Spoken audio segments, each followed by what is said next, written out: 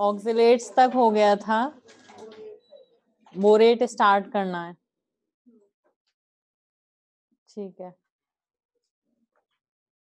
एक क्वेश्चन लिखो तब तक, राइट अ क्वेश्चन। तब तक एक दो क्वेश्चन करवा देती मैं वैसे। लिखो an orange solid A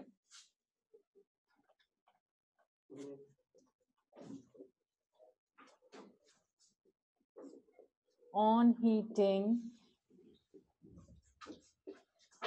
liberates a colorless gas B and a green solid C.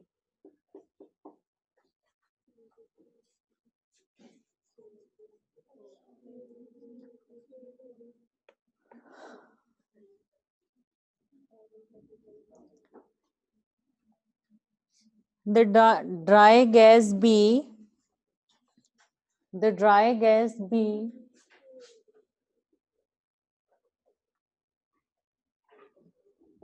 on passing over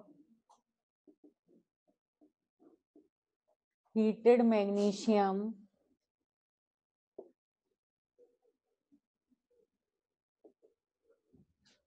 gives a white solid D.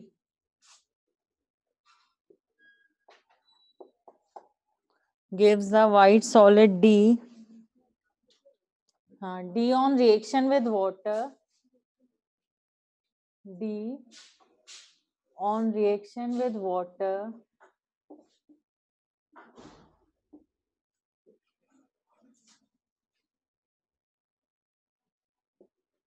gives a colorless gas E,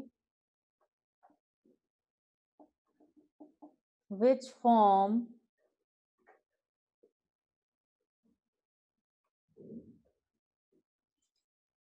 dense white fumes with HCl. You have to write the chemical reactions and you have to find A, B, C, D, E.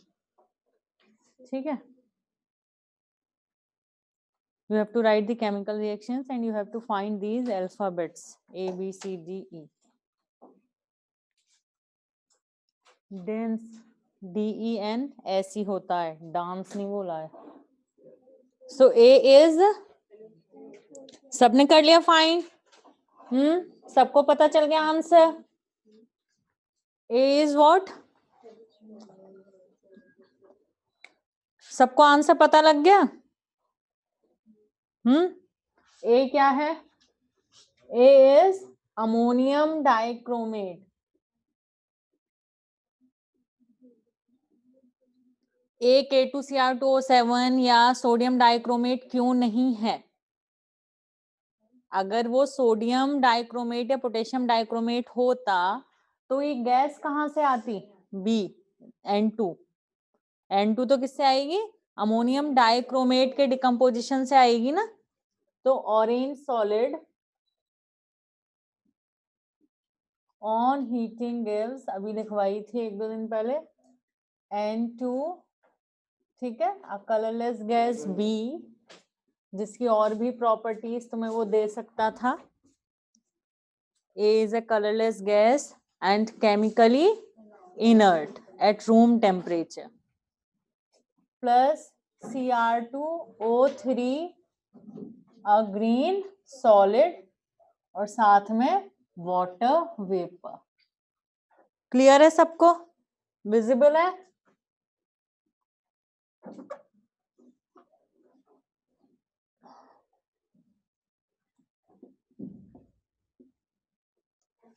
Visible? Cr2O3 है वो, दिख नहीं रहा है. अब आगे क्या बोला है? C हो गया ग्रीन सॉलिड C, है ना, ये हो गया C. Next B on passing over heated magnesium, Mg plus N2 on heating forms magnesium nitride, white solid, ठीक है, white solid D। फिर उसके बाद D on reaction with water, hydrolysis हो जाएगी, nitrides on hydrolysis give ammonia, nitrides on hydrolysis give ammonia, phosphides on hydrolysis give phosphine, hydrides on hydrolysis give ionic hydrides on hydrolysis give hydrogen, and carbides on hydrolysis give a gas which will depend on कि carbide कौन सा है, acetylide है तो acetylene बनेगी, ठीक है, याद आ गया। मिथेनाइड है तो मीथेन बनेगी, बेरिलियम कार्बाइड और एल्यूमिनियम कार्बाइड की हाइड्रोलिसिस से मीथेन बनती है, मैग्नीशियम कार्बाइड की हाइड्रोलिसिस से प्रोपाइन बनती है, ठीक है, और कैल्शियम कार्बाइड की हाइड्रोलिसिस से एसिटाइलिन बनती है। ये चार तो याद रखने ही है, ठीक है। तो magnesium nitride on hydrolysis give, metal का तो हाइड्रोक्साइड बन जाएगा और ये बन गई अमोनिया, ठीक है, and ammonia with HCl form dense white fumes of ammonium chloride, okay, gas ई हो गई अमोनिया। क्लियर है सबको? सबको समझ में आ गया क्वेश्चन और उसका आंसर भी। A compound A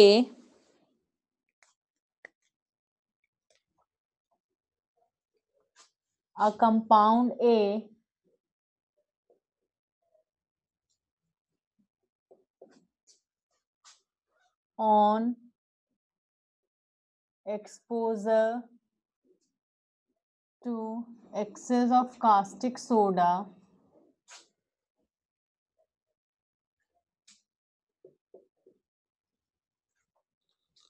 or a compound A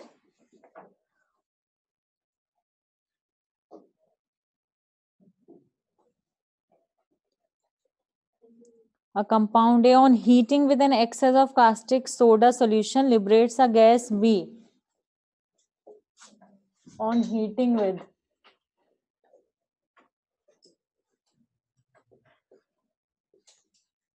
excess of caustic soda liberates a colorless gas B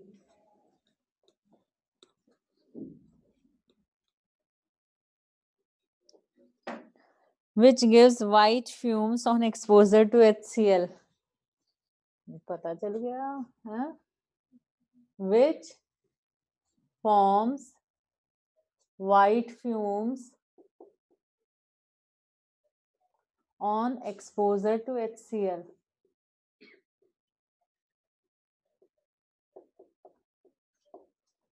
खुश हो गए होगे, ये तो पता लग गया है ना।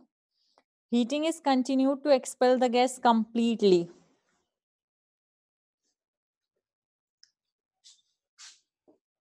Heating is continued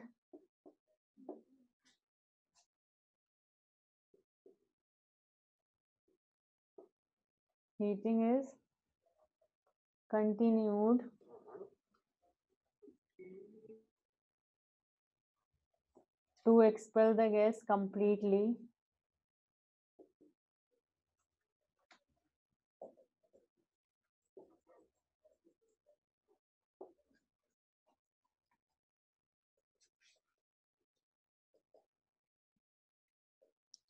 तो इसके बाद the resultant alkaline solution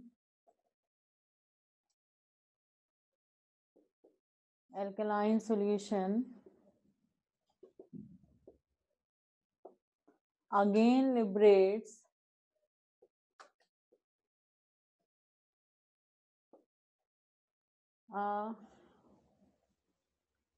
again liberates the gas B on adding zinc powder. याद आ गया क्या? On adding zinc powder.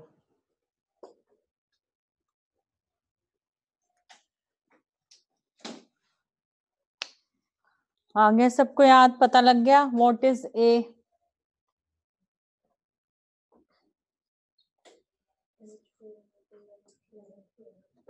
What is A? A क्या है? So A is what? Ammonium nitrite या ammonium nitrate. You have a choice here, है ना?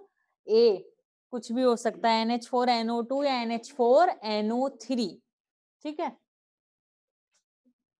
But A fix हो जाता अगर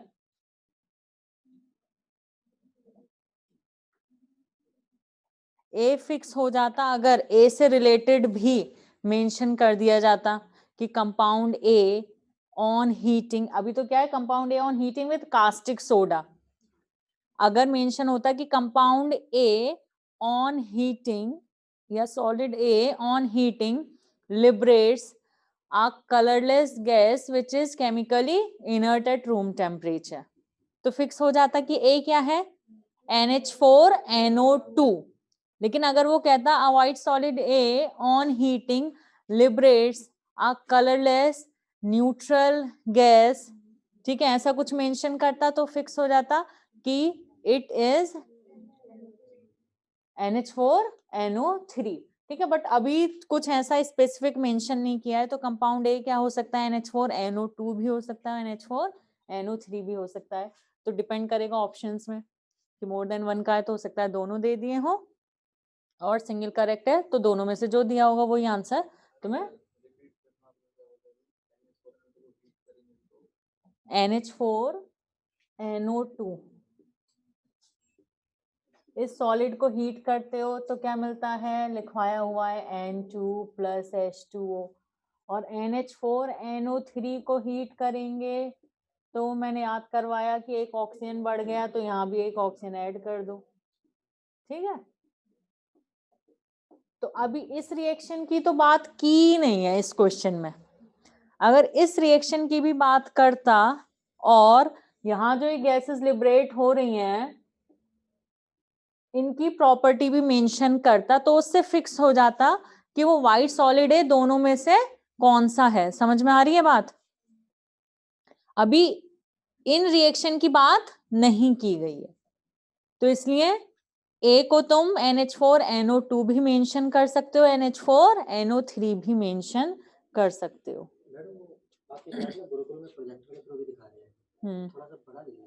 अच्छा अच्छा, ठीक है, तो क्लियर है ये बात है?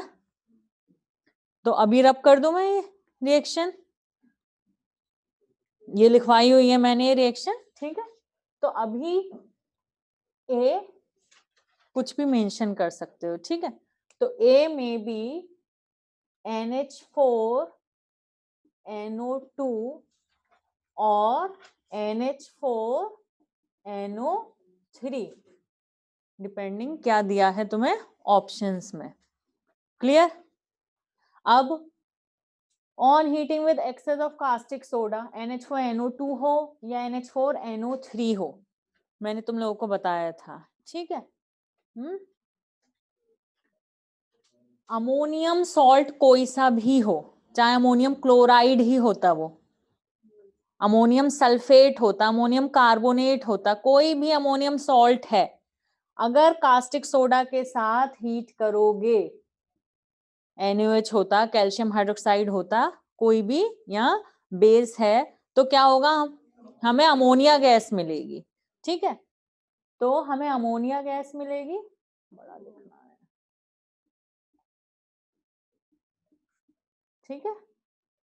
तो तुम्हें सोचना क्या है कि NH4OH ऑन हीटिंग अमोनिया और वाटर ही मिलेगा, ठीक है। तो मैंने तुम लोगों को ये रिएक्शन लिखनी बताई भी थी, समझाया था, और बाकी क्या बचा, NaNO2, या ये होता तो क्या बनता, NaNO3, ठीक है, तो NaNO2 या NaNO3, ठीक है, क्लियर। अब यहां अमोनियम क्लोराइड होता तो बनता है NaCl, फिर इसमें जिंक पाउडर या कुछ भी ऐड करते रहो तब नहीं अमोनिया लिबरेट होती। ऐसे ही यहाँ अमोनियम कार्बोनेट होता तो बन जाता सोडियम कार्बोनेट, नहीं बनती अगेन जिंक पाउडर ऐड करने पर। लेकिन क्योंकि ये नाइट्राइट या नाइट्रेट हैं तो सॉल्यूशन में अभी पढ़े हैं क्या, नाइट्राइट और नाइट्रेट। तो नाइट्राइट या नाइट्रेट के सॉल्यूशन में हम जिंक NaOH या एल्यूमिनियम NaOH ऐड करते हैं तो नाइट्राइट या नाइट्रेट से क्या प्रोड्यूस होनी शुरू हो जाती है, अमोनिया, रिडॉक्स रिएक्शन शुरू हो जाती है, ठीक है।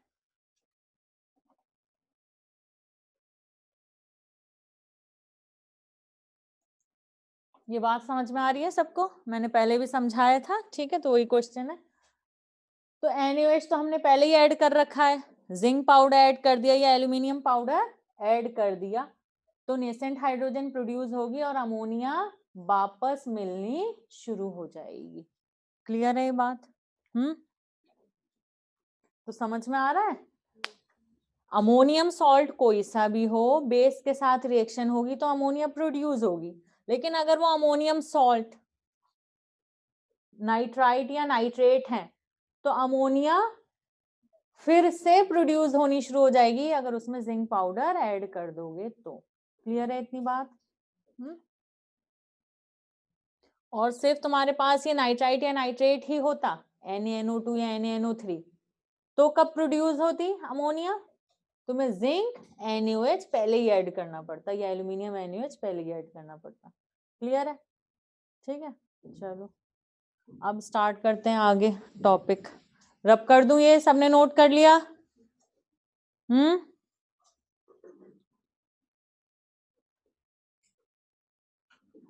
चलो आगे नेक्स्ट हेडिंग डाल लो तुम लोग जहां टॉपिक चल रहा था।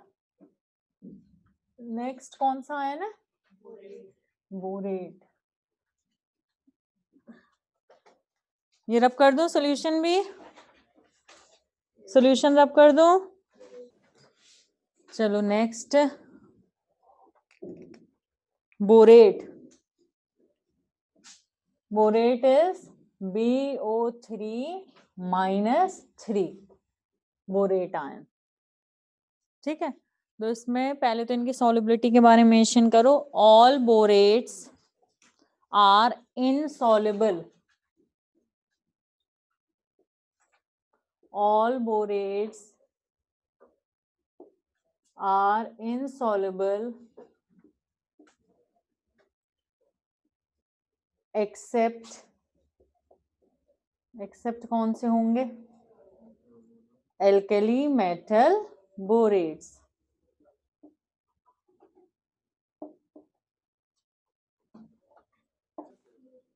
except alkali metal borates, तो alkali metal borates are soluble, बाकी सारे इनसॉल्युबल हैं, ठीक है।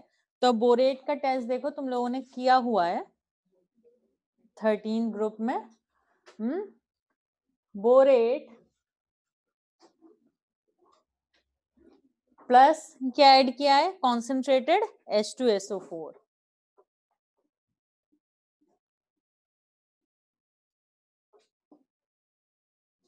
तो ये H3BO3 बनना है, ठीक है। और H3BO3 जब इथाइल अल्कोहल से रिएक्ट करेगा, मतलब इस बोरेट सॉल्ट सॉल्यूशन में हमने ऐड करना है concentrated H2SO4 plus few drops of ethyl alcohol, या मिथाइल अल्कोहल भी ऐड कर सकते हैं, ठीक है। तो ये हो गया C2H5OH, इथाइल अल्कोहल या मिथाइल अल्कोहल। तो क्या बनेगा ये,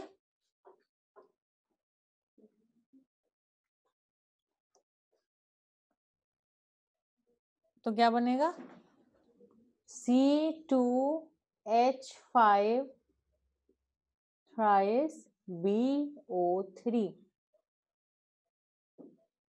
समझ में आ रही है बात?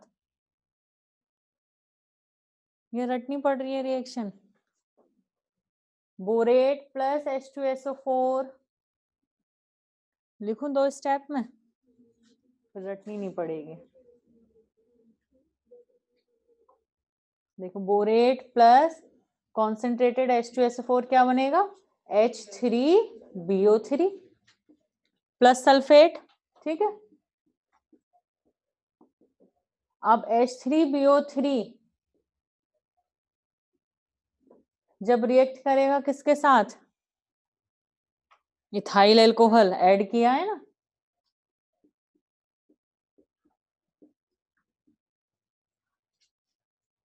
एक्सचेंज कर दो बस, ठीक है। तो बनाओ, H3 की जगह क्या रख दो, C2H5 थ्राइस, 3H की जगह क्या रख दोगे, 3 C2H5, तो क्या बनेगा C2H5 thrice BO3, ethyl borate. ऐसे मिथाइल अल्कोहल यूज करते तो मिथाइल बोरेट, ठीक है, प्लस H2O, ठीक है। न्यूट्रलाइजेशन रिएक्शन हो गई, ठीक है। Ethyl borate, this Burns with green edged flame, ठीक है। इसके वेपर्स बनेंगे और जब बर्नर के पास लेकर जाएंगे तो किस कलर की फ्लेम प्रोड्यूस होगी, ग्रीन कलर की, जो फ्लेम की एजेस होंगी वो ग्रीन कलर की होंगी, तो it burns with green edged flame, it burns with green edged flame. This is the test for borate ion, ये बोरेट आयन के लिए टेस्ट है, ठीक है। तो बोरेट आयन कंफर्म करना होता है तो इसी ओनली टेस्ट से कंफर्म किया जाता है, क्लियर है। तो borate plus concentrated H2S4 plus ethyl alcohol, तो इथाइल बोरेट बनेगा which burns with green edged flame, a compound forms which burns with a vapor form which burns with green edged flame। यहाँ ethyl alcohol की जगह methyl alcohol use कर सकते थे तो क्या बनता, मिथाइल बोरेट बनता, ठीक है। क्लियर है, हो गया, नोट कर लिया। तो ये बोरेट का टेस्ट है, याद रखना है। H3BO3 का वो जो N फैक्टर 1 होता है, वो तो N फैक्टर 1 वाटर लेने से होता है, वो वाली रिएक्शन थोड़ी हो रही है H वैसे लूज करने वाली, ठीक है। ये जो बोरेट में जो तीनों H हैं वही वाले H हटे हैं, O से जो H थे अटैच वही हटे हैं, आर्हीनियस के अकॉर्डिंग नहीं देख रहे कि H आयन कौन से लूज हो गए सॉल्यूशन में, उसके अकॉर्डिंग नहीं बना ये प्रोडक्ट, तब तो ये H लूज करता थोड़ी है, तब तो बल्कि वाटर से OH लेता है। आ रही बात समझ में, वो वाली रिएक्शन नहीं हुई है। O से जो H अटैच है, O और H के बीच में इलेक्ट्रोनेगेटिविटी डिफरेंस है, तो O से H हटकर ये इथाइल आया है, ठीक है। उसके अकॉर्डिंग देखोगे तब तो एक भी H नहीं हटता, एक H थोड़ी हटता, एक भी नहीं हटता, तब तो OH आता, ठीक है। तब तो क्या बनता, BOH होल 4 निगेटिव बनता, ठीक है। रब कर दो, ये हो गया।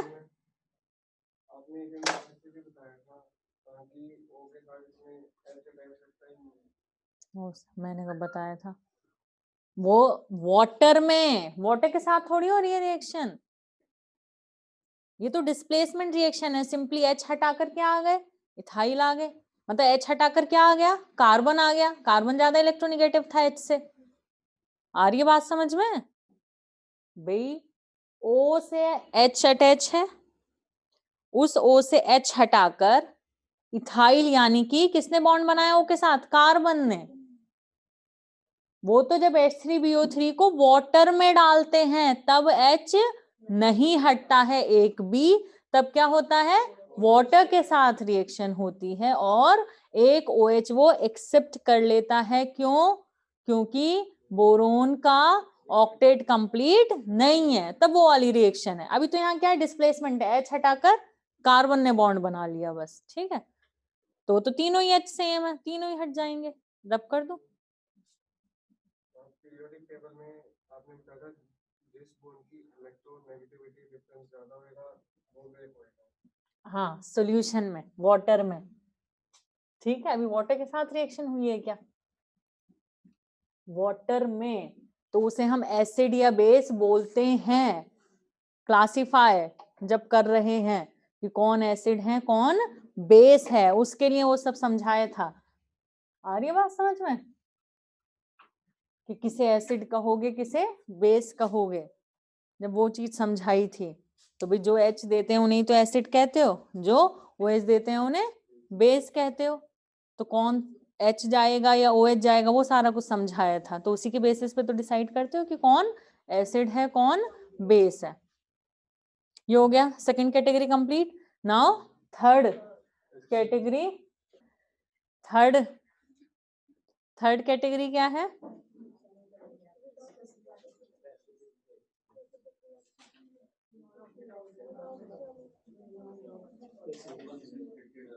थर्ड कि हम स्पेसिफिक टेस्ट से डिसाइड, अभी समझाऊंगी बाद में, ठीक है, उसमें पूरा लेक्चर निकल जाएगा तुझे समझाने में। थर्ड क्या है कि स्पेसिफिक टेस्ट से डिसाइड करेंगे कि कौन सा एनायन प्रेजेंट है, जिनके स्पेसिफिक टेस्ट है ना। तो इसमें भी हमारी दो कैटेगरी थी कि रिडॉक्स रिएक्शन और नॉन रिडॉक्स, है ना। एक तो है कि भाई जो ऑक्सीडाइजिंग एजेंट्स ही हैं, क्रोमेट डाइक्रोमेट मैग्नेट पर मैग्नेट, ठीक है, उन्हें अलग कर दिया। और एक दूसरी कैटेगरी जिसमें सल्फेट और फॉस्फेट है, तो उस कैटेगरी में सल्फेट मेंशन कर लो। थर्ड कैटेगरी में भी जो तुम्हारी फर्स्ट कैटेगरी है, ठीक है, उसमें सल्फेट मेंशन करो। तो सल्फेट का टेस्ट तुम लोगों को बहुत अच्छे से पता है, ठीक है। पहले इनकी solubility, all sulphates are soluble,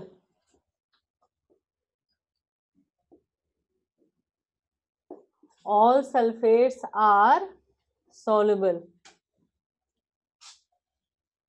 अभी बोरेट्स में क्या बताया था? All are insoluble. यहां क्या कह रही हूं? सॉल्युबल, सभी सॉल्युबल हैं except barium sulphate, strontium sulphate और lead sulphate and silver sulphate. Calcium sulphate soluble है, लेकिन पुराना, बहुत पुराना कैल्शियम सल्फेट हो तो वो इनसॉल्युबल है, तो सॉल्युबल में ही लिखो, ठीक है। पुराना तो मेंशन होगा तब की बात है, और वो ऐसे मेंशन होगा नहीं, तो पुराने के बारे में नहीं पूछा जाएगा। तो all sulphates are soluble except barium sulphate, strontium sulphate, lead sulphate, silver sulphate, ठीक है। बेरियम और स्ट्रोंशियम के सल्फेट इनसॉल्युबल हैं, और तुम्हें पता है कि सेकेंड ग्रुप में सल्फेट्स की solubility down the group decrease होती है, कार्बोनेट्स की solubility down the group decrease होती है। बड़ा एनायन होता है तो solubility down the group decrease होती है, ठीक है। तो डिक्रीज होते होते ये हो गए इनसॉल्युबल। क्लियर है? तो सल्फेट का बहुत सिंपल टेस्ट है, क्या है?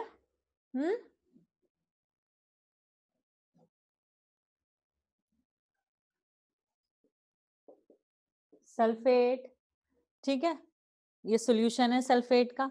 इसमें हमने ऐड कर दिया भाई बेरियम क्लोराइड, तो क्या बनेगा? White precipitate of barium sulphate and which is insoluble in dilute HCl, ठीक है। आगे फर्दर डाइल्यूट HCl में डिसॉल्व करोगे नहीं डिसॉल्व होगा। क्लियर? बस इतना सिंपल टेस्ट है। तो तुम बेरियम क्लोराइड डालते तब भी व्हाइट प्रेसिपिटेट बन जाता बेरियम सल्फेट का, है ना। लेड क्लोराइड डालते तो लेड सल्फेट का बन जाता व्हाइट प्रेसिपिटेट।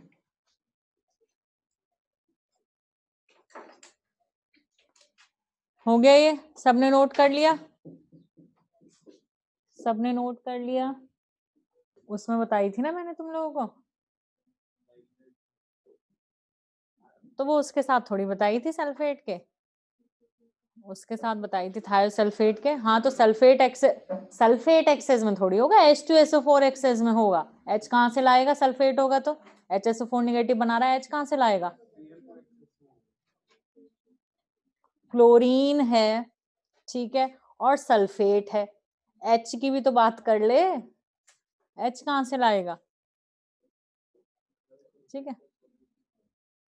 थायोसल्फेट का सॉल्यूशन था, है ना, उसमें क्लोरीन एक्सेस में।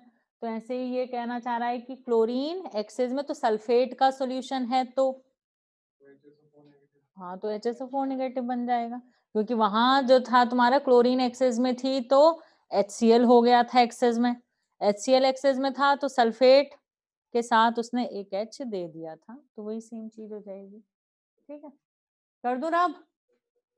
नेक्स्ट फॉस्फेट,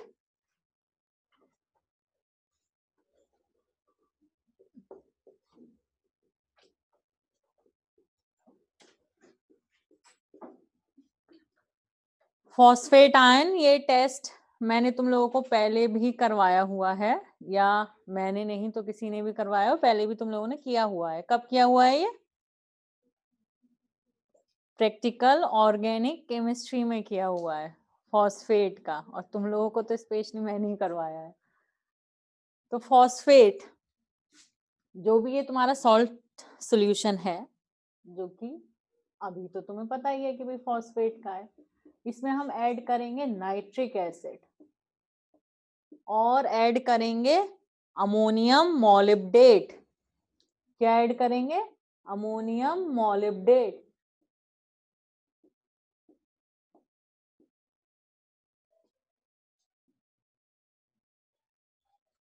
ठीक है, मॉलिब्डेनम है ये। कभी सोचो मैम ने 2 बार वो क्यों लिख दिया, ठीक है, मॉलिब्डेनम याद है सिंबल सबको, एमओ, अच्छा ठीक। तो फॉस्फेट का सॉल्यूशन, उसमें ऐड किया नाइट्रिक एसिड, ठीक है, और फिर ऐड किया अमोनियम मॉलिब्डेट। अब हमें मिल जाएगा केंद्री येलो प्रेसिपिटेट, एक केंद्री फ्लावर होता है वो बिल्कुल उसके येलो कलर जैसा, तो simply you can write yellow precipitate मिलेगा। किसका मिलेगा yellow precipitate, NH4 thrice PO4, ठीक है, 12 MOO3, अमोनियम फॉस्फोमोलिब्डेट, किसका मिलेगा, अमोनियम फॉस्फोमोलिब्डेट,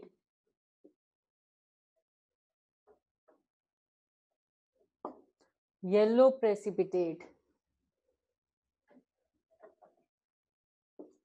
ठीक है। बाकी बनेगा अमोनियम नाइट्रेट प्लस वाटर, मत मेंशन करो, जितनी बड़ी रिएक्शन होगी उतनी तुम्हें, तो रिएक्शन लिखनी आए नहीं आए कोई फर्क नहीं पड़ता, ठीक है, रिएक्शन याद चाहे ना हो, तुम्हें बताना चाहिए कि फॉस्फेट के टेस्ट में नाइट्रिक एसिड और या अमोनियम मॉलिब्डेट ऐड करते हैं तो येलो प्रेसिपिटेट बन जाता है। किसका येलो प्रेसिपिटेट बनता है ये याद रखना, बहुत इंपॉर्टेंट है, अमोनियम फॉस्फोमोलिब्डेट, ठीक है, NH4 थ्राइस PO4 12 MOO3, ये फॉर्मूला याद रखना इम्पॉर्टेंट है, और ऐसे जरूरी नहीं है कि ऐसे लिखा हो ये फॉर्मूला जिस फॉर्म में मैंने लिखा है, ऐसे भी लिख के दिया जा सकता है, सारे लिख दिए एक साथ, N3H कितने हो गए 12, ठीक है, और PO4 और 12 मॉलिब्डेनम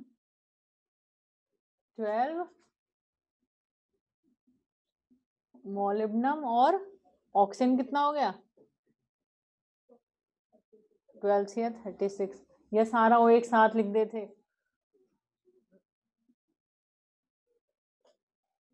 वो कितना हो गया 36 और 4 40,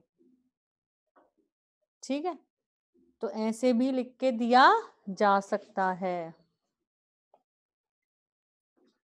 ठीक है, या आगे लिख दिया 3N 12H या कुछ कॉमन आगे लिख दिया, ठीक है, बाकी के ब्रैकेट में लिख दिया, कैसे भी, तो तुम्हें ये फॉर्मूला तुम्हें याद है, तुम साइड में लिख लोगे और फिर मैच कर लोगे, ठीक है, तो कंफ्यूज करने के लिए वो किसी और तरीके से लिख सकते हैं इस फॉर्मूले को, तो तुम्हें ये याद होना चाहिए। ठीक है, तो येलो प्रेसिपिटेट, तो ऐसे करके भाई जहां जहां कलर, कलर बहुत इंपॉर्टेंट है इनऑर्गेनिक केमिस्ट्री में इन कंपाउंड्स के। तो तुमसे सिंपली कोई भी क्वेश्चन पूछा जा सकता है कि 4 ऑप्शन दे दिए कि इनमें से येलो कौन सा है, या येलो कौन सा नहीं है, या व्हाइट कौन सा नहीं है, कुछ भी। तो जिनके कलर बताए जा रहे हैं, कलर याद रखने इंपॉर्टेंट है। ठीक है,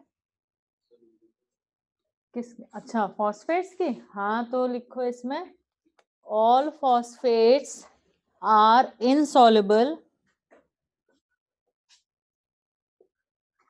all phosphates are insoluble except कौन, except कौन, अब तो समझ गए होगे, alkali metal phosphates except alkali metal phosphates। But इसमें भी alkali metal phosphates में except lithium phosphate, मतलब कहने का क्या है कि सभी एल्कली मेटल फॉस्फेट सॉल्युबल हैं एक्सेप्ट लिथियम फॉस्फेट, और बाकी सारे इनसॉल्युबल। समझ गए बात? एल्कली मेटल फॉस्फेट सॉल्युबल तो हैं, बट उसमें भी कौन सा सॉल्युबल नहीं है, लिथियम फॉस्फेट सॉल्युबल नहीं है, और बाकी तो फिर इनसॉल्युबल हैं ही सारे। ठीक है,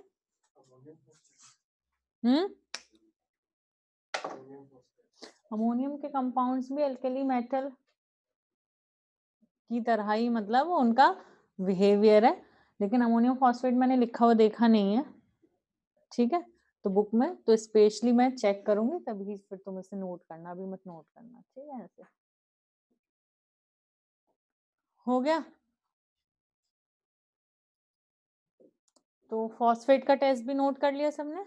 हाँ बेटा, किसका?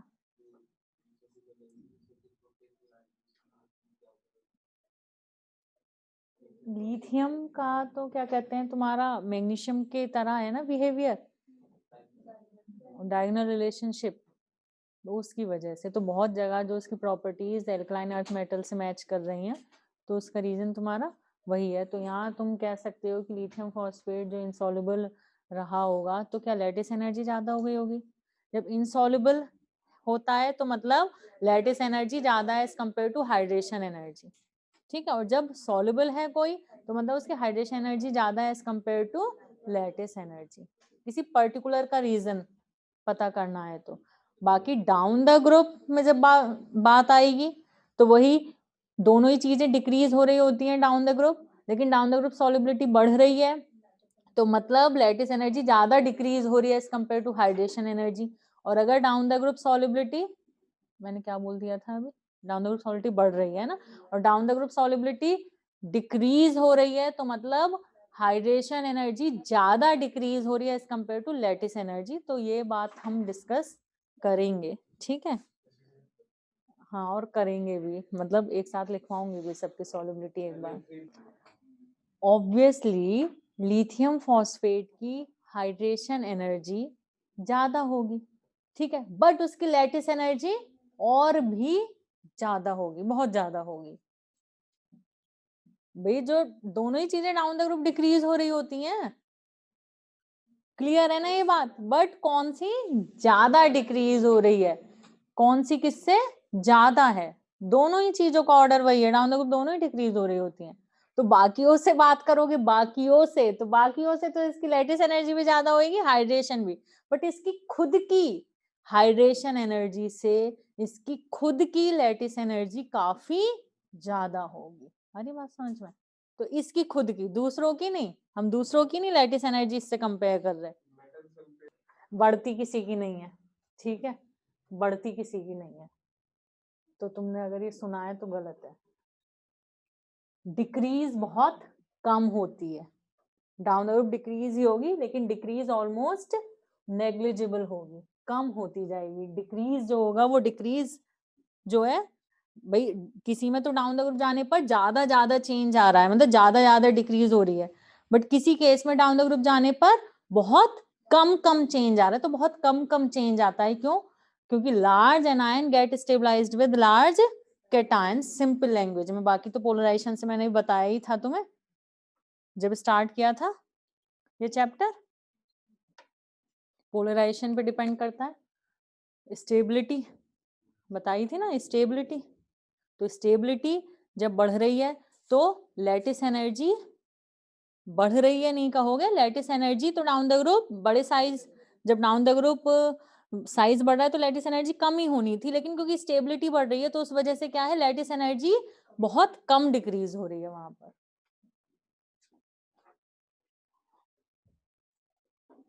तो इतना समझ में आ गया, इतना नोट कर लिया सबने, ये हो गया। नेक्स्ट किस पे पहुंच गए हम, रिडॉक्स। तो रिडॉक्स में कौन कौन से थे भाई, क्रोमेट, डाइक्रोमेट, मैग्नेट एंड परमैग्नेट। ठीक है, तो ये देखो पहले क्रोमेट डाइक्रोमेट। ठीक है, क्रोमेट डाइक्रोमेट, क्रोमियम का ऑक्सीडेशन नंबर +6, क्रोमियम का ऑक्सीडेशन नंबर +6, डी में है इलेक्ट्रॉन, कोई डी इलेक्ट्रॉन प्रेजेंट है क्रोमेट और डाइक्रोमेट में, no. Chromates are generally, I'm saying generally yellow and these are generally orange या ऑरेंज रेड या रेड, ऑरेंज टू रेड। ठीक है, वो पीएच पे डिपेंड करेगा, जितना ज्यादा पीएच कम होता जाएगा, जितना कम होता जाएगा, जितना एसिडिक होएगा उतना कलर रेड की तरफ जाएगा। ठीक है, and colour is due to d transition तो है ही नहीं, चार्ज ट्रांसफर स्पेक्ट्रा।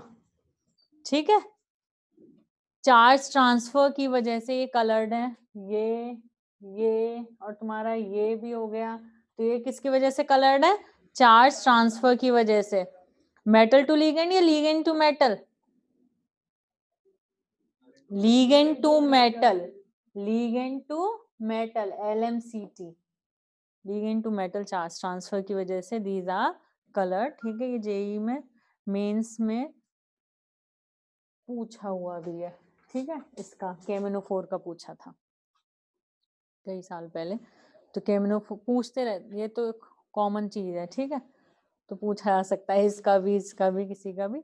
तो these are colour due to charge transfer. तो कलर होने के बहुत सारे रीजंस हो सकते हैं, डी ट्रांजिशन हो सकता है, FF ट्रांजिशन हो सकता है, अगर वो लेंथेनाइड एक्टिनाइड्स हैं तो पोलराइजेशन हो सकता है, और चार्ज ट्रांसफर भी हो सकता है। ठीक है, तो इतनी बात हो गई। हाँ बेटा, अगर मेटल के ऑर्बिटल से इलेक्ट्रॉन लीगेंड के ऑर्बिटल में ट्रांसफर हो रहा होता है, अगर ऐसा एग्जांपल है तो उसे मेटल है,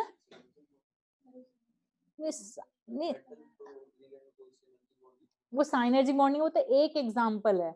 ठीक है, ऐसा कोई भी एग्जांपल हो सकता है। तो अगर मेटल के ऑर्बिटल से कहाँ इलेक्ट्रॉन ट्रांसफर हो रहा है, लीगेंड के ऑर्बिटल में, तो उसे metal to ligand charge transfer बोलते हैं। और यहाँ पर क्या होता है, ऑक्साइड आयन O के ऑर्बिटल से क्रोमियम के ऑर्बिटल में, O के ऑर्बिटल से मैग्नीज के ऑर्बिटल में ट्रांसफर हो रहा होता है।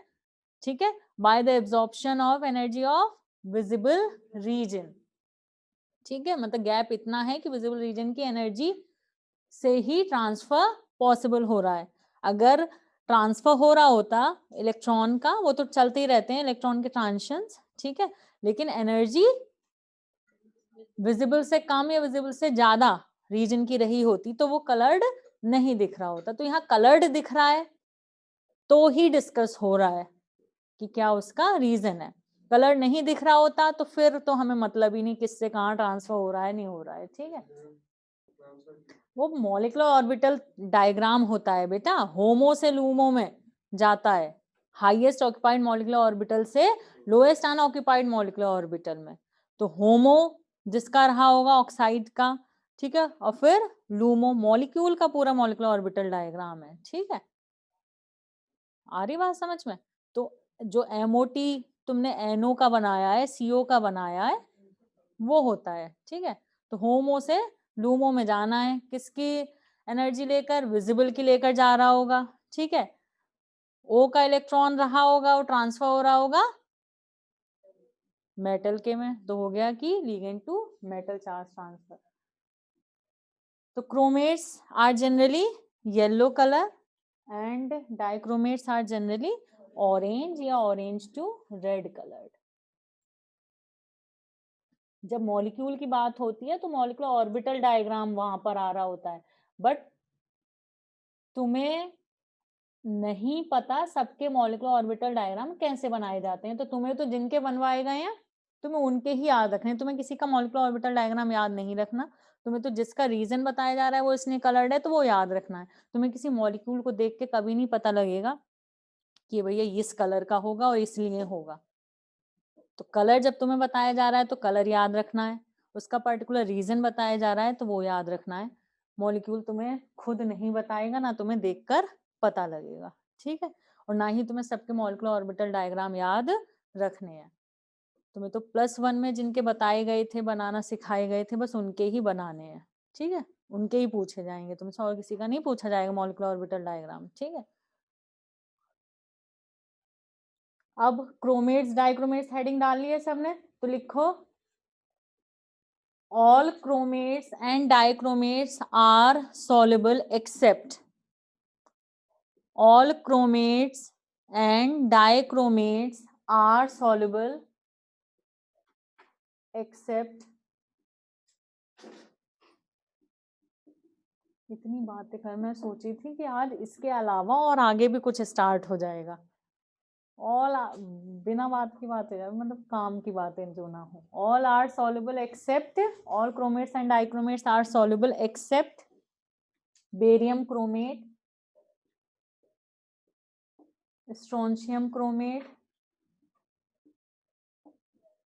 lead chromate, silver chromate and dichromate, silver chromate and silver dichromate। और कलर भी लिखो सिल्वर क्रोमेट और डाइक्रोमेट का। सिल्वर क्रोमेट मैंने बताया था ना कि सिल्वर क्रोमेट येलो कलर का नहीं है, ठीक है, तो यह है तुम्हारा रेड, ऑरेंज रेड।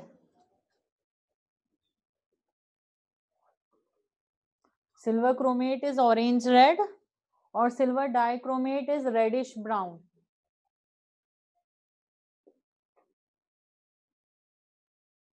विजिबल है, राइटिंग समझ में आ रही है, दिख भी रहा है।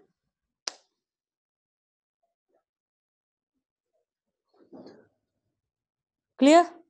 तो all are soluble except barium chromate, strontium chromate, lead chromate, silver chromate as well as silver dichromate, ठीक है। Silver chromate orange red, silver dichromate reddish brown, ठीक है। तो इनमें डिस्टिंग्विश करना थोड़ा मुश्किल है। रब कर दें।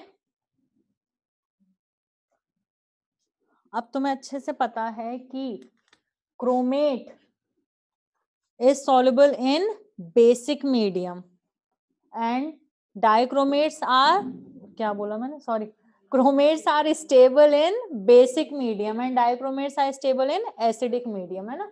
तो क्रोमेट एसिडिक मीडियम में जाएगा, किसमें, डाइक्रोमेट में, ठीक है। ऑरेंज, येलो से कलर कैसा हो जाएगा, ऑरेंज। सबको पता है डाइक्रोमेट का, दिख नहीं रहा है इधर, डाइक्रोमेट का स्ट्रक्चर सबको पता है।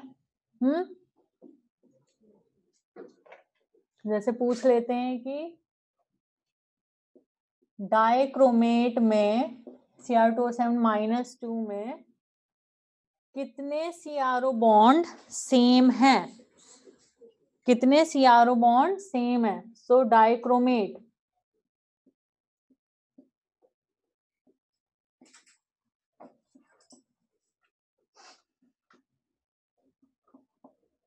कितने O हो गए? 7। अब दिख गया, ठीक है। Cr2O7 -2, तो कितने CRO bonds are of same bond length या सेम है? 6, ठीक है। 1 2 3 4 5 6, ठीक है। ये रेजोनेंस हो रही है इनमें, ठीक है, और सेम ही है, इसलिए इन सबकी सेम बॉन्ड लेंथ है, ठीक है। ये डाइक्रोमेट हो गया, ठीक है। मीडियम और ज्यादा एसिडिक हो जाता तो ट्राइक्रोमेट बन जाता, which is orange red. Medium और ज्यादा एसिडिक होगा तो टेट्राक्रोमेट बन जाएगा, विच इज रेड। तो समझ में आ रहा है कि जैसे जैसे मीडियम जितना ज्यादा एसिडिक होगा उतना डाई, देन ट्राइक्रोमेट, देन टेट्राक्रोमेट, फिर वो कलर और ज्यादा डार्क होता जाएगा, रेड की तरफ जाएगा, ठीक है। क्लियर है? नोट कर लिया सबने? कर दूं रब? रब कर दूं? रब कर दे बच्चों? तो देखो इधर,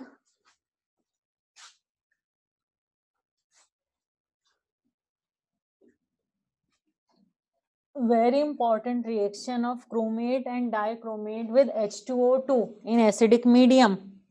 H2O2 in acidic medium.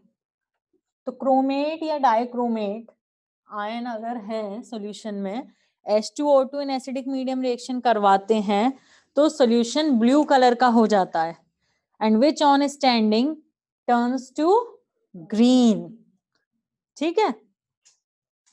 तो क्रोमेट या हो डाइक्रोमेट, चाहे वो अब HCrO4 हो, NaCrO4 हो, चाहे यहाँ Na2Cr2O7 हो, चाहे H2Cr2O7 हो, आयन से मतलब है कि क्रोमेट या डाइक्रोमेट, ठीक है। H2O2 इन एसिडिक मीडियम, तो सॉल्यूशन हो जाएगा ब्लू कलर का, and which on standing turns to green, ठीक है। विजिबल है? तो ब्लू क्यों हो जाता है, किसकी वजह से, क्या बनता है, क्या बनता है जिसकी वजह से ब्लू दिखता है सॉल्यूशन? CrO5, बटरफ्लाई स्ट्रक्चर याद है? CrO5, and on standing CrO5 reacts with acid to form Cr+3। अगर यहाँ H2SO4 यूज किया होगा तो मतलब क्रोमियम सल्फेट बन गया होगा, Cr+3 chromium sulphate green, Cr2O3 green, ठीक है। तो ग्रीन बन जाता है ड्यू टू Cr+3, Cr+3 बन जाएगा। बट अगर H2O2 इन एसिडिक मीडियम और साथ में डाल रखा है ईथर या फिर एल्कोहल डाल रखा हो या फिर पायरिडीन डाल रखा है, मतलब कोई ऐसा सॉल्वेंट जो लोन पेयर दे सकता हो, तो ये ब्लू कलर परमानेंट, ठीक है, एक मिनट, अच्छा हरे, ब्लू कलर परमानेंट, क्यों? क्योंकि ये जो CrO5 है ये स्टेबल बन जाएगा ड्यू टू कॉम्प्लेक्स फॉर्मेशन, जैसे ये ईथर है ये, तो कॉम्प्लेक्स फॉर्म हो जाएगा इसके साथ और बन जाएगा स्टेबल, स्टेबलाइज हो जाएगा ये कॉम्प्लेक्स, ठीक है। तो ब्लू कलर परमानेंट, तो ब्लू कलर H2O2 क्रोमेट या dichromate, blue colour due to the formation of CrO5। CrO5 का स्ट्रक्चर भी पता है, ठीक है। कितनी परऑक्साइड लिंकेजेस हैं CrO5 में, ठीक है। अभी तो ईथर के साथ कॉम्प्लेक्स बना के दिखाया, अदरवाइज CrO5 का स्ट्रक्चर तो ये है ना। तो कितनी परऑक्साइड लिंकेजेस हैं? 2 परऑक्साइड लिंकेजेस हैं, ठीक है। कितने CrO सिंगल बॉन्ड है? 4। कितने CrO डबल बॉन्ड है? ठीक है, कर दो रब।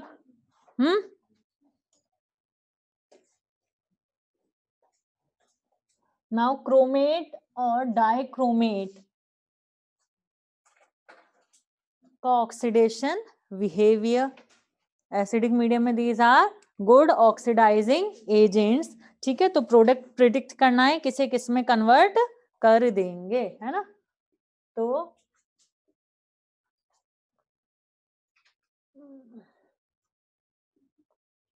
ठीक है, तो भाई सल्फाइड को किस में कर देते हैं, क्रोमेट डाइक्रोमेट दोनों ही एसिडिक मीडियम में, सल्फाइड को किस में कन्वर्ट कर देंगे, सल्फेट। H2S या सल्फाइड को किस में करते हैं, सल्फर। मैंने बताया भी था कि सॉरी H2S या सल्फाइड का सल्फर ऑक्सीडेशन प्रोडक्ट। ठीक है, नाइट्राइट को किस में करेंगे, नाइट्रेट। ऑक्सलेट को किस में कन्वर्ट करते हैं, CO2 कार्बन डाइऑक्साइड। Fe+2 को Fe+3।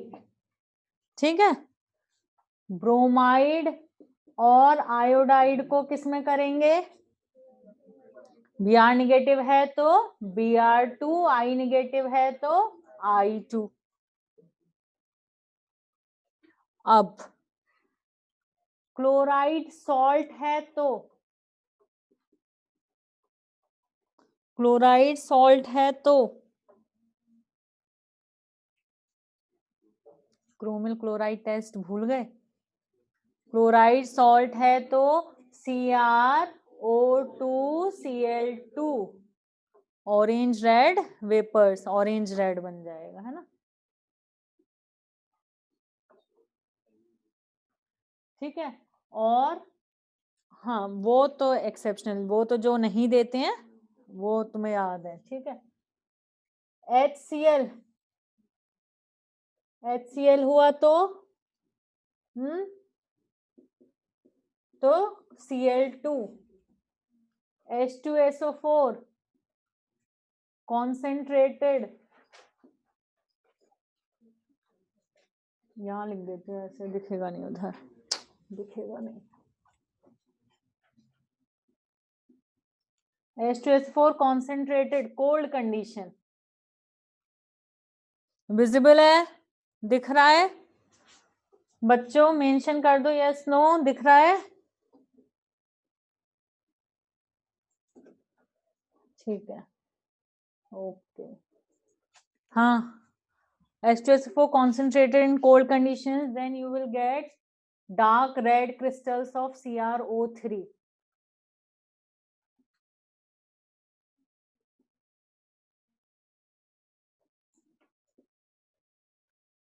ठीक है, रब कर दो इधर। हाँ,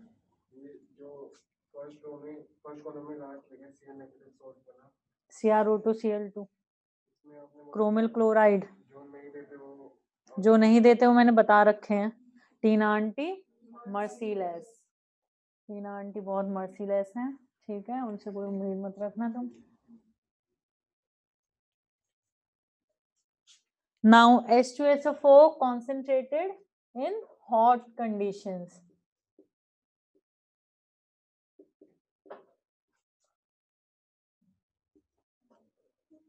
ठीक है, तो Cr+3 you will get Cr+3 plus O2 plus H2O,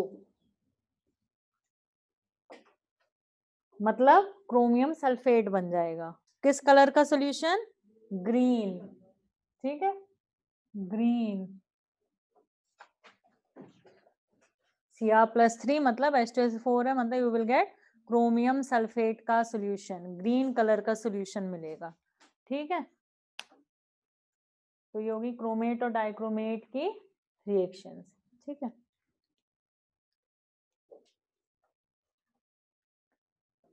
next note करो फटाफट, ये तो खत्म ही करना है, 2 मिनट बचे हैं।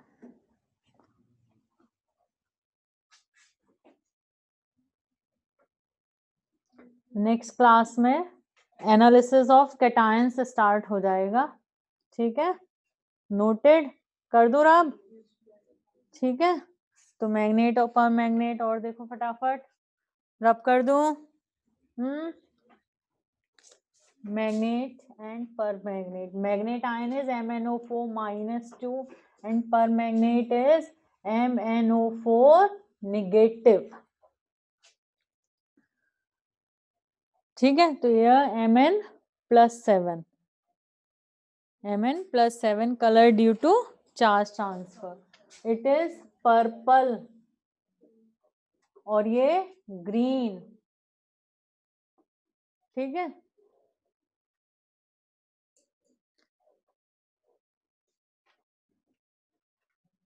all available permanganate and magnates are soluble. All available magnate and permanganates are soluble.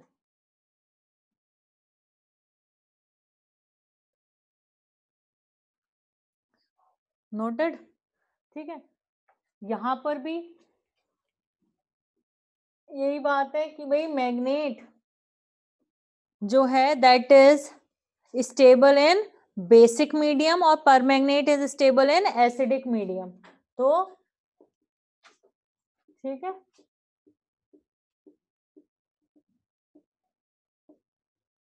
तो अगर कहता है कि पर्पल कलर कंपाउंड, एक पर्पल कलर का सॉल्यूशन है बेसिक मीडियम में या बेस ऐड करने पर या NaOH ऐड करने पर, कुछ भी ऐसा बोलता है और सॉल्यूशन हो जाता है ग्रीन, तो तुम्हारे माइंड में सबसे पहले यही वाली रिएक्शन आनी चाहिए कि KMnO4 से क्या बन गया होगा, K2MnO4। ठीक है, ये बहुत बेसिक बातें हैं इसके रिगार्डिंग, और ये बेसिक बातें इतनी बेसिक हैं कि ये मोस्टली पूछी भी जाती हैं। ठीक है, जैसे क्रोमेट डाइक्रोमेट, उसके रिगार्डिंग भी ये चीज पूछी जाती है। ठीक है, एसिडिक में ये बन गया या बेसिक में क्या बन गया, तो कलर चेंजेस से भी याद रहेगा तुम्हें। इतनी बात हो गई, ठीक है। अब हम बस डिस्कस करेंगे इसकी MnO4 नेगेटिव की रिडॉक्स रिएक्शंस। MnO4 नेगेटिव हमें पता है एसिडिक, बेसिक, न्यूट्रल मीडियम में ऑक्सीडाइजिंग एजेंट है। एसिडिक मीडियम में इसकी काफी सारी रिएक्शंस हैं, एसिडिक मीडियम में ये काफी अच्छा ऑक्सीडाइजिंग एजेंट है। तो MnO4 नेगेटिव की एसिडिक मीडियम में हम रिडॉक्स रिएक्शंस अभी डिस्कस करेंगे, जैसे कि क्रोमेट की और डाइक्रोमेट की हैं। वो सारी रिएक्शंस, ये काफी सारी रिएक्शंस देता है, लेकिन ये नहीं देता है काफी सारी रिएक्शंस, हमें इसकी नहीं पता है, या ये नहीं देता है वो रिएक्शंस। क्यों? क्योंकि ये स्टेबल ही अबव pH 12 है। MnO4 -2 is stable above pH 12। ठीक है, तो pH 12 से पहले ये अनस्टेबल रहता है, स्टेबल ही pH 12 के बाद है। तो इसकी हम डिस्कस करेंगे obviously reactions in acidic medium, तो ऑब्वियसली ये तो देगा ही नहीं। क्यों? क्योंकि एसिडिक मीडियम में तो ये होता ही नहीं है स्टेबल। ठीक है, तो इसकी रिएक्शंस हम डिस्कस नहीं करेंगे, हम किसकी करेंगे, MnO4 नेगेटिव की। ठीक है, तो लिख लो फटाफट। काफी सारी रिएक्शंस वही हैं जो अभी हमने क्रोमेट और डाइक्रोमेट में डिस्कस की हैं। काफी सारी मतलब जैसे कि सल्फाइड को कन्वर्ट करेगा किसमें भाई, सल्फेट में। सल्फाइड या H2S को कन्वर्ट करेगा किसमें, सल्फर में। नाइट्राइड को किसमें कन्वर्ट करेगा, नाइट्रेट में। और बताओ, Fe+2 को किसमें कन्वर्ट करेगा, Fe+3 में। और बताओ, और क्या बताया अभी मैंने, ऑक्जेलेट को किसमें कन्वर्ट करेगा, CO2 में।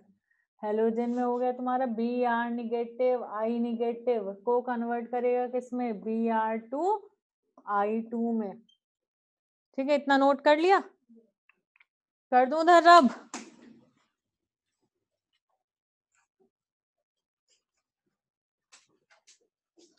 क्लोराइड सॉल्ट के साथ ये कोई ऐसा टेस्ट नहीं देता है। ठीक है, बट कॉन्सेंट्रेटेड HCl होगा तो उसे क्लोरीन में कन्वर्ट कर देगा, उसके साथ रिएक्शन होती है, ठीक है। KMnO4 प्लस HCl, ठीक है, बनता है KCl plus MnCl3 plus Cl2 plus H2O, ठीक है। और H2O2 एसिडिक मीडियम में तो मैं डिस्कस कर ही रही हूँ MnO4 नेगेटिव की रिएक्शन, तो ऑब्वियसली एसिडिक मीडियम तो होएगा ही होएगा, ठीक है। H2O2 से बनाएगा ये O2, तो H2O2 के साथ जो नई बात है वो क्रोमेट और डाइक्रोमेट के साथ है, या तो H2O2 सीधा O2 में कन्वर्ट, ठीक है। प्रोडक्ट वो तो K से KMnO4 है भाई, KMnO4 है तो K से KCl, Mn से MnCl2, सॉरी Cl3 बोल दिया था मैंने, MnCl2 एसिडिक मीडियम है ना, तो Mn+7 से किस में आता है +2 में, तो MnCl2, बाकी Cl2 और H2O। ऐसे जब H2SO4 होता है तो क्या बनता है, KMnO4 क्या बनाता है H2SO4 के साथ, डाइल्यूट H2SO4 लेते हैं ना इसके ऑक्सीडेशन बिहेवियर के लिए, एसिडिक मीडियम चाहिए होता है तो क्या लेते हैं, डाइल्यूट H2SO4 लेते हैं, तो K से क्या बन जाता है K2SO4, Mn से क्या बनता है MnSO4। आ रही बात समझ में, तो HCl लिया है तो K से KCl, Mn से MnCl2, H2SO4 लिया होता तो K से K2SO4, Mn से MnSO4, बाकी जो भी सब्सटेंस है उससे क्या बनेगा वो तुम्हें याद होना चाहिए, बाकी वाटर बन गए प्रोडक्ट, ठीक है। तो ये तुम्हें रिवाइज करके आना है, होमवर्क मैंने तुम लोगों को दे रखा है, एक असाइनमेंट दूंगी, लेकिन जब ये सारा कंप्लीट हो जाएगा क्वालिटेटिव एनालिसिस तब मिलेगा असाइनमेंट, तो ठीक है, क्योंकि उसमें मिक्स है सब क्वेश्चंस, तो अभी ये रिवाइज करो, ठीक है, और होमवर्क कंप्लीट करो। बाय।